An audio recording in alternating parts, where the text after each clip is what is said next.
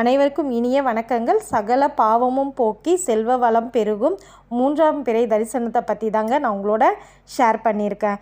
அதாவது ஒவ்வொரு மாதமும் அமாவாசையை அடுத்து மூன்றாவது நாளில் வரக்கூடிய பிறையை தான் நம்ம மூன்றாம் பிறை வளர்பிறை அப்படின்னு சொல்லுவோம்.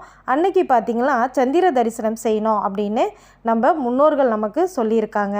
நம்மளுமே நிறைய பேர் பார்த்திங்கன்னா இந்த வளர்பிறை தரிசனம் சந்திர தரிசனம் கண்டிப்பாக செய்வோம். நானுமே செய்வேன். எனக்குமே அந்த பழக்கம் இருக்குங்க. காலையில் நமக்கு எப்படி பிரம்ம முகூர்த்தம் விளக்கேற்றணும் பூஜை பண்ணணும்னு சொல்லியிருக்காங்களோ அதே மாதிரி மாலை வேலையே விஷ்ணு முகூர்த்தம் அப்படின்னு சொல்லியிருக்காங்க. அப்படிப்பட்ட விஷ்ணு முகூர்த்தத்தில் நாளைக்கு பார்த்திங்கன்னா விசேஷமாக சந்திர தரிசனத்தை பார்த்துட்டு வீட்டில் விளக்கேற்றி வழிபாடு செய்கிறது ரொம்ப ரொம்ப நல்லது. இது செல்வ வளம் பெருகும் அப்படின்னு சொல்லியிருக்காங்க.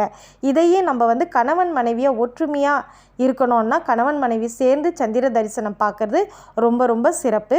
குழந்தைகள் பார்க்குறது அவங்க கல்வி மேலோங்கும் அப்படின்னும் சொல்லியிருக்காங்க.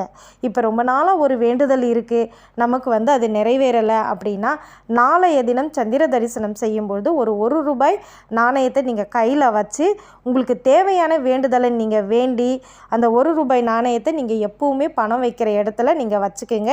இந்த மாதிரி நீங்கள் 9 மூன்றாம் பிறை தரிசிச்சிங்கன்னா கண்டிப்பாக உங்களுடைய வேண்டுதல் நிச்சயமாக நிறைவேறும் அப்படின்னும் நம்ம முன்னோர்கள் நமக்கு சொல்லியிருக்காங்கங்க. அதனால தான் நம்ம சின்ன குழந்தைங்களாக இருக்கும் பொழுதே நம்மளை இவ்வளோ அழகாக சொல்லியிருக்காங்க.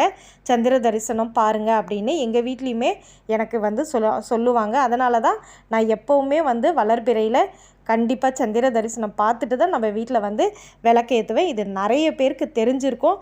தெரியாதவங்களுக்காக நான் எனக்கு தெரிஞ்ச விஷயத்தை நான் ஷேர் பண்ணியிருக்கேன். கண்டிப்பாக நாளைய தினத்தை தவற விடாதீங்க.